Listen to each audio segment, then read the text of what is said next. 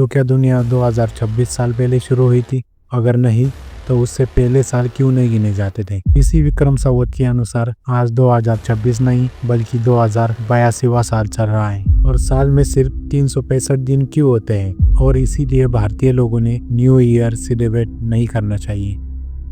आज की डेट में दुनिया में करीब 50 लोकल कैलेंडर चलते हैं और उनमें से 30 तो अपने भारत देश में ही चलते हैं और इन सब कैलेंडर में से सबसे ज़्यादा फेमस और सबसे ज़्यादा यूज होने वाला कैलेंडर है ग्रेगोरियन कैलेंडर, जिसमें आज जब ये वीडियो शूट हो रहा है तब की डेट है 21 दिसंबर 2025।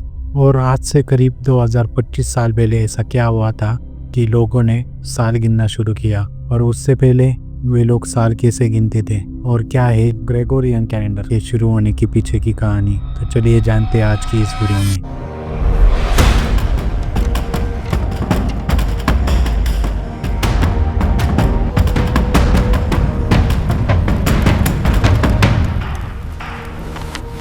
तो शुरुआत में यह समझ लीजिए कि एक साल में 365 दिन ही क्यों होते हैं। तो इसके पीछे का मेन रीजन है हमारी धरती सूरज के अराउंड चक्कर काटती है और इसी वजह से दिन और रात भी होती है और धरती को सूरज का एक चक्कर कंप्लीट करने में करीब 365 दिन 5 घंटे 48 मिनट और 46 सेकंड लगते हैं, जो कि लगभग 365.2422 दिन के बराबर होता है। और इसी वजह से धरती का सूरज के अराउंड का एक चक्कर यानी हमारा एक साल होता है, यानी 365 दिन।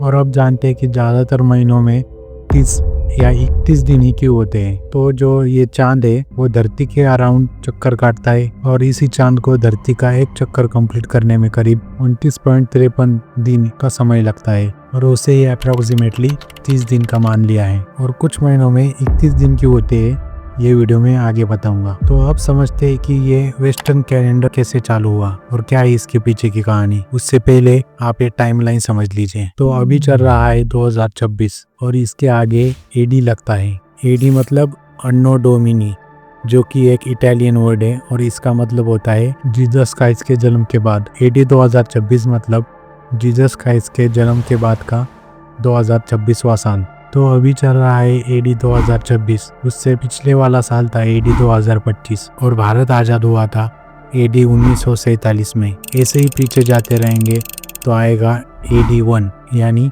जीसस क्राइस्ट के जन्म के बाद का पहला साल। तो इसी एडी 1 के पिछला वाला साल है BC 1 यानी बिफोर क्राइस्ट, मतलब जीसस क्राइस्ट के जन्म के पहले वाला साल। ये बिल्कुल हमारे ग्राफ के एक्स एक्सिस की तरह है, बस इसमें जीरो नहीं है क्योंकि जीरो का आविष्कार हमारे भारत में आर्यभट्ट जी ने किया था और जब ये कैलेंडर चालू हुआ था तब यूरोप के लोगों को ये जीरो के बारे में पता नहीं था। और आज के ज़माने में सेकुलर लोग इस एडी को CE यानी कॉमन ईरा भी बुलाने लगे हैं और BC यानी बिफोर क्राइस्ट को बिफोर कॉमन ईरा ऐसा भी बुलाने लगे हैं। तो इसी बिफोर क्राइस्ट में पहला साल और उससे पीछे वाला BC 2 और उससे पीछे BC 100, तो BC 1000, BC 2000 और BC 3000 में होती है हमारे कहानी की शुरुआत, यानी आज से करीब 5000 साल पहले। तो कहानी की शुरुआत होती है प्राचीन इजिप्ट में और उस समय इजिप्ट में पिरामिड भी नहीं बने थे। तो उस समय वो लोग बस्ती करके रहने लगे थे और थोड़ी बार खेती भी करने लगे थे। तो होता क्या कि हर कुछ दिनों बाद वहाँ की नाइल नदी, जो कि हमारे गंगा नदी की तरह सबसे बड़ी और सबसे लंबी नदी है, तो उस नाइल नदी को हर कुछ दिनों बाद बाढ़ आती और उसमें फसल खराब हो जाती और ऐसे ही हर कुछ दिनों बाद मौसम बदल जाता और ये बाढ़ आना मौसम बदलना ये सब एक साइकिल की तरह हर कुछ दिनों बाद रिपीट होता रहता था। तो उन्होंने नोटिस किया कि आसमान में एक तारा है जिसे साइरस तारा कहते हैं। वो तारा हर कुछ दिनों बाद सिर्फ एक ही दिन सूरज उगने से पहले दिखाई देता था और उसी समय नाइल नदी को बाढ़ भी आती थी। और जब उन लोगों को एक बार वो साइरस तारा दिखा तो उसके बाद उन्होंने दीवार पर निशान बनाकर दिन गिनना शुरू कर दिया। तो करीब 365 निशानों के बाद वो साइरस तारा उन्हें आसमान में फिर से दिखा और तभी से वो लोग 365 निशानों को एक साल के रूप में मानने लगे। साल कहने से अच्छा एक चक्र के रूप में मानने लगे, जो कि हर 365 दिनों बाद फिर से रिपीट होता है। और ऐसे ही साल बीतते जाते हैं और वहाँ इजिप्ट में पिरामिड्स भी बन जाते हैं और यहाँ पे भारत में गौतम बुद्ध और भगवान महावीर जैसे महापुरुष भी हो जाते हैं और उनके देहांत के बाद से उनके फॉलोअर्स साल गिनना भी चालू करते हैं, जिसके बारे में हम आगे वीडियो में डिटेल में जानेंगे। और वहाँ इजिप्ट में उस साइरस तारे की घटना के करीब 2800 सालों बाद एक हिप्पार्चस नाम का एस्ट्रोलॉजर और मैथमेटिशियन सामने आता है, जो कि 365 दिनों के चक्र यानी एक साल पर और ज्यादा रिसर्च करता है। और उसने सूरज की पोजीशन और दिन और रात का समय गिनकर निकाला कि 365.2422 दिनों के बाद सूरज अपने पोजीशन पर फिर से वापस आता है। हिप्पार्चस की रिसर्च के बाद कहानी जाती है BC 45 रोमन साम्राज्य में। उससे पहले यह भारत में उज्जैन के महाराजा विक्रमादित्य विक्रम संवत नाम से एक कैलेंडर चालू करते हैं, जो कि आज की डेट में भी यूज होता है, और इसके बारे में भी हम आगे वीडियो में जानेंगे। तो ये रोमन साम्राज्य एक बहुत ही प्राचीन और प्रभावशाली साम्राज्य था। इसकी शुरुआत इटली के रोम शहर में हुई थी और ये आज के यूरोप, अफ्रीका और आशिया तक फैला हुआ था। जब यह रोमन साम्राज्य चालू हुआ था तब वहाँ के लोगों ने इसके नाम से साल गिनना चालू किया था, जिसे वो AUC करके बुलाते थे, यानी अब उर्बे कैंडिटा, जिसका मतलब है from the founding of the city. और उनका AUC एक साल करीब 355 दिनों का होता था। और इसी रोमन साम्राज्य के स्थापना के 700 सालों बाद यानी BC 45 में वहाँ पर जूलियन सीजर नाम के राजा का राज था। तो उस समय तक उनके AUC कैलेंडर में पूरी गड़बड़ हो चुकी थी, क्योंकि AUC कैलेंडर में राजाओं के मंत्री अपने फायदे के लिए मर्जी अनुसार दिन बढ़ा या घटा देते थे, और इसकी वजह से त्योहार अलग अलग समय पर आने लगे और टैक्स जमा करने में भी गड़बड़ होने लगी। तो ये सारी गड़बड़ और प्रशासन को ठीक करने के लिए जूलियन सीजर ने इजिप्शियन एस्ट्रोलॉजर सोशिजेनस से मदद मांगी, और उस एस्ट्रोलॉजर ने इजिप्ट का 365 दिनों का कैलेंडर अपनाने का सुझाव जूलियन सीजर को दिया था, और जूलियस सीजर ने भी ऐसा ही किया। तो ये जो एक साल का 365.2422 दिन का जो समय था, उसे उसने अप्रोक्सीमेटली 365.25 मान लिया, और उसी के अनुसार उसने अपना कैलेंडर चालू किया। मतलब 365 दिन और 0.25 यानी करीब 6 घंटे, ये आगे के 6 घंटे 4 साल बाद करीब एक दिन बन जाता है, और यही एक दिन 4 साल बाद कैलेंडर में ऐड करने का नियम उसने बनाया, जिसे आज हम लीप ईयर के नाम से जानते हैं, जिसमें फरवरी के महीने में एक एक्स्ट्रा दिन ऐड किया जाता है, और इसी कैलेंडर को जूलियन कैलेंडर कहते हैं। तो वहाँ पर जूलियन सीजर से एक छोटी गलती हुई थी। उसने जो ये 365.2422 को लगभग 365.25 कर लिया था, तो इसके बीच वाला जो 0.0078 ये समय जो था, ये भी 128 सालों बाद करीब एक दिन बन जाता है, और ये एक दिन उसने इग्नोर कर दिया था, जो कि अपने आप कैलेंडर में ऐड होता चला गया, और ये आगे जाकर बहुत बड़ी समस्या खड़ी कर देता है, जो कि वीडियो में आगे आएगा। तो यहाँ पर एक गौर करने वाली बात है, तो जूलियन ने कैलेंडर तो चालू कर दिया था, पर वो सिर्फ दिन, महीने और लीप ईयर तक ही सीमित था। यहाँ से लगातार साल गिनना चालू नहीं हुआ था। वो लगातार साल तो गिनते थे, पर वो अभी भी रोमन साम्राज्य के AUC कैलेंडर के अनुसार ही साल गिनते थे। बस जूलियस सीजर ने AUC का एक साल 355 दिनों से 365 दिनों का बना दिया था, और यहाँ स्क्रीन पर आप देख सकते हैं कि जूलियस सीजर के समय में महीनों के नाम और उनके दिन ऐसे होते थे, और बाद में कहानी में जूलियस सीजर की हत्या हो जाती है, और उसके सम्मान में 7वें महीने क्वांटिलियस का नाम बदलकर जुलाई नाम दिया जाता है।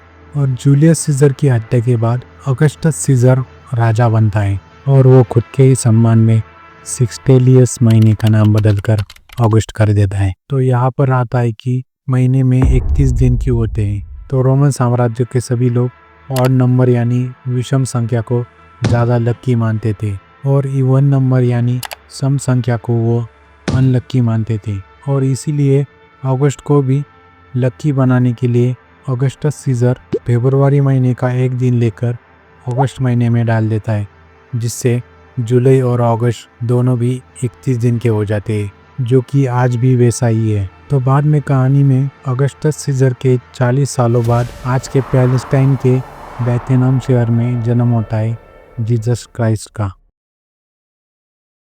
तो बहुत से लोगों को लगेगा कि यहाँ से आज के कैलेंडर का पहला साल चालू होता है, पर ऐसा नहीं है, जो कि वीडियो में आगे बताऊंगा। तो जीसस के जन्म के बाद भी करीब 200-250 सालों तक लोग रोमन साम्राज्य के AUC के अनुसार ही लगातार साल गिनते थे, पर AUC से साल गिनने में आम लोगों को बहुत ज्यादा दिक्कत होती थी, इसलिए वे लोग राजाओं के समय से साल गिनने लगे। मतलब जूलियस सीजर के साम्राज्य का पहला साल, जूलियस सीजर का दूसरा साल, ऐसे साल गिनने लगे। तो जीसस क्राइस्ट के जन्म के 284 सालों बाद रोमन साम्राज्य में डोक्लेशियन राजाओं का समय आता है, और तभी से सारे लोग डोक्लेशियन साम्राज्य के नाम से साल गिनना चालू करते हैं। जैसे डोक्लेशियन साम्राज्य का 5वां साल, डोक्लेशियन साम्राज्य का 10वां साल। और इसी डोक्लेशियन साम्राज्य के 240वें साल में एक ईसाई संत डायोनिसियस सामने आता है, और इस समय तक जीसस क्राइस्ट के जन्म को 525 साल बीत चुके थे। तो ये ईसाई संत डायोनिसियस बोलता है कि हम डोक्लेशियन राजाओं के साम्राज्य के अनुसार साल नहीं गिनेंगे, क्योंकि डोक्लेशियन राजाओं ने ईसाई लोगों पर बहुत अत्याचार किए थे, और वो साल गिनेंगे तो जीसस क्राइस्ट के जन्म से। मैं फिर से दोहराता हूँ, उस समय तक जीसस क्राइस्ट के जन्म को करीब 525 साल बीत चुके थे, और उस समय वो ईसाई संत डायोनिसियस कुछ दस्तावेज़ों पर रिसर्च करके ये अंदाज़ा लगाता है कि जीसस क्राइस्ट का जन्म उस समय से 525 साल पहले हुआ होगा। और वो तब कहता है कि अभी 524 साल बीत चुके हैं, और अभी जो ये साल चल रहा है वो 525वां साल है, और उसी साल को वो AD यानी अन्नो डोमिनी नाम देकर 525वां साल घोषित कर देता है। तो वैसे देखा जाए तो ये आज का वेस्टर्न कैलेंडर पहले साल से शुरू ना होकर 525वें साल से शुरू हुआ है, और आज के 2026 तक चल रहा है।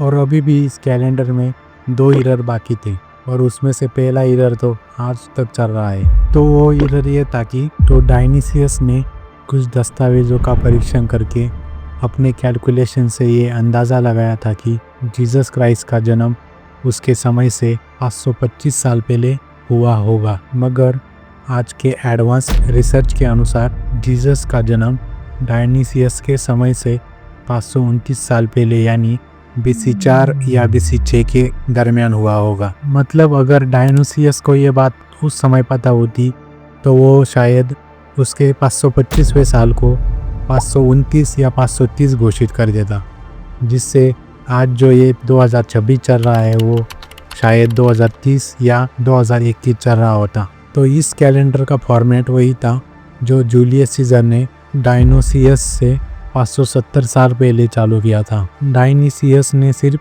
उस जूलियन कैलेंडर का साल बदलकर 570 से 525 कर दिया, और इसी को रेट्रोस्पेक्टिव लेवलिंग कहते हैं। तो कहानी में 525वें साल के बाद ऐसे ही साल गुजरते जाते हैं, और इसी के बाद 1582 में सामने आता है इस जूलियन कैलेंडर का दूसरा ईयर, जो मैंने कुछ देर पहले बताया था।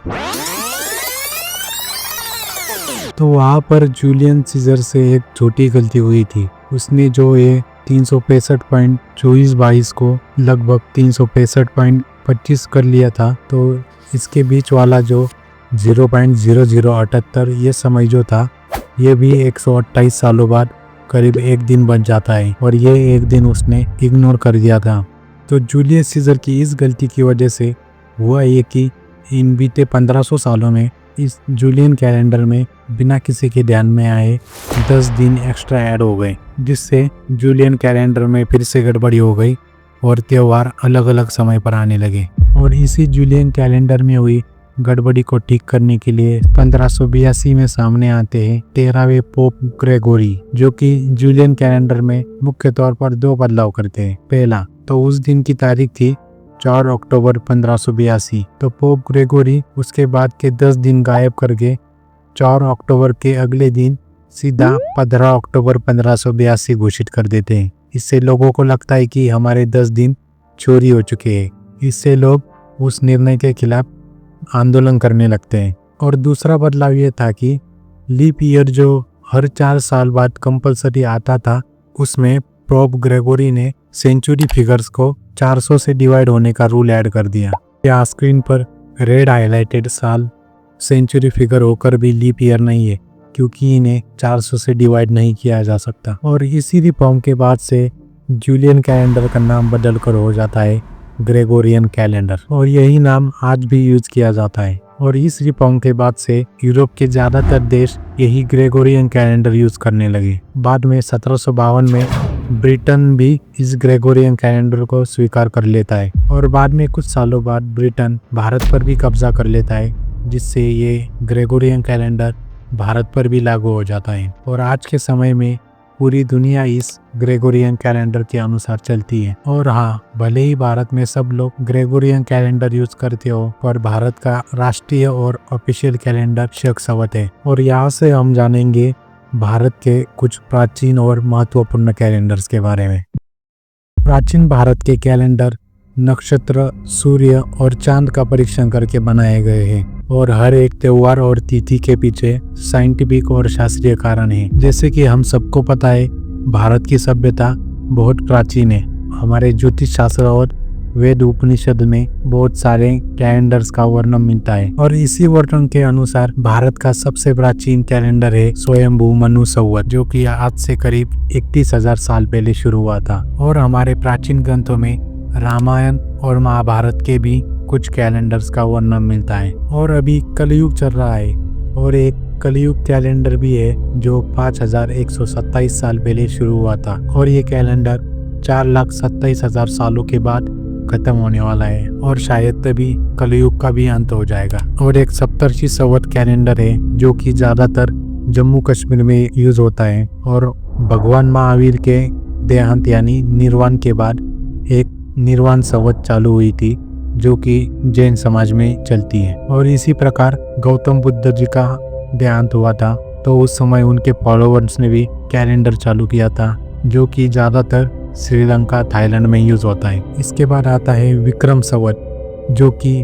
BC 57 यानी जूलियन सीजर से भी 12 साल पहले चालू हुआ था, जिसे उज्जैन के महाराजा विक्रमादित्य जी ने चालू किया था। और आप जब कभी उज्जैन के महाकालेश्वर मंदिर में जाओगे, तब उस महाकाल लोक परिसर में राजा विक्रमादित्य जी की एक भव्य मूर्ति स्थापन है। और इसी विक्रम संवत के हिसाब से आज चल रहा है 2082वां साल। और ये विक्रम संवत ज्यादातर उत्तर भारत में चलता है, और नेपाल देश ने तो इस विक्रम संवत को अपना राष्ट्रीय कैलेंडर घोषित कर दिया है। और नेपाल के बहुत से न्यूज़पेपर में विक्रम संवत के अनुसार भी डेट प्रिंट होती है। और यहाँ तक के जो ये सभी भारतीय कैलेंडर है, ये सभी कैलेंडर जूलियन कैलेंडर से भी पहले चालू हुए थे। और इसी से पता चलता है कि हमारी भारत की प्राचीन सभ्यता कितनी भविष्यदर्शी थी। और इसके बाद का भारतीय कैलेंडर है शक संवत, जो कि आज से करीब 1948 साल पहले यानी AD 78 में शुरू हुआ था। और इस कैलेंडर को किसने शुरू किया था, इसको लेकर बहुत से इतिहासकारों में मतभेद है, पर ज्यादातर कुषाण वंश के राजा कनिष्क को इस शक संवत का शुरुआत करता मानते हैं। पर परंपरागत रूप से इस शक संवत का संबंध राजा शालिवाहन से भी जोड़ा जाता है। और 1957 में भारत सरकार ने इस शक संवत को भारत का राष्ट्रीय कैलेंडर घोषित कर दिया। और इसी शक संवत के हिसाब से हमारे दिवाली, नवरात्रि ऐसे त्यौहार किस तारीख को आएंगे ये निर्धारित होता है। और विक्रम संवत और शक संवत, इन दोनों में भी महीनों के नाम एकदम सेम है। बस 9वां महीना जो कि विक्रम संवत में मार्गशीर्ष है, वही 9वां महीना शक संवत में अग्रहायण है। और इसी शक संवत के हिसाब से हम भारतीयों का नया साल मार्च या अप्रैल में आता है, जिसे अलग अलग राज्यों में अलग अलग नामों से जाना जाता है, जो कि आप यहाँ स्क्रीन पर देख सकते हो। तो मुझे ये लगता है कि 1 जनवरी को जो ये न्यू ईयर आता है, इससे हमारे घर में सिर्फ एक नया ग्रेगोरियन कैलेंडर आता है। और मैं ये भी नहीं कह रहा कि आप 1 जनवरी को सेलिब्रेट मत करो, बस वेस्टर्न न्यू ईयर के चक्कर में हम अपने भारतीय नववर्ष को भूल न जाए, इस बात का ध्यान रखो। क्योंकि संस्कृति तब नहीं मरती जब उस पर हमला होता है, संस्कृति तब मरती है जब उसके ही लोग उसे भूल जाते हैं। इस वीडियो को बनाने का उद्देश्य बस यही था कि भारतीयों को अपने प्राचीन कैलेंडर्स के बारे में जानकारी देना है, क्योंकि आप में से भी बहुत से लोगों को भारत के इन शक संवत और विक्रम संवत जैसे प्राचीन कैलेंडर के बारे में पता नहीं होगा। मैंने अपनी तरफ से पूरी सरल भाषा में समझाने का प्रयास किया है, और अगर फिर भी कोई गलती हो गई हो तो मुझे कमेंट करके बता देना। और इस वीडियो को बनाने के लिए मुझे करीब 15 दिन लगे हैं, तो आप सबसे विनती है कि इस वीडियो को लाइक कर दे और नीचे एक कमेंट करके मेरे चैनल को भी सब्सक्राइब कर दीजिए। और हो सकता है हाइप का बटन आ जाए तो इस वीडियो को हाइप भी कर दीजिए। और हाँ, ये वीडियो अपने सभी दोस्तों को ज़रूर शेयर करना। और आखिर में आप सभी को हैप्पी न्यू कैलेंडर। जय हिंद।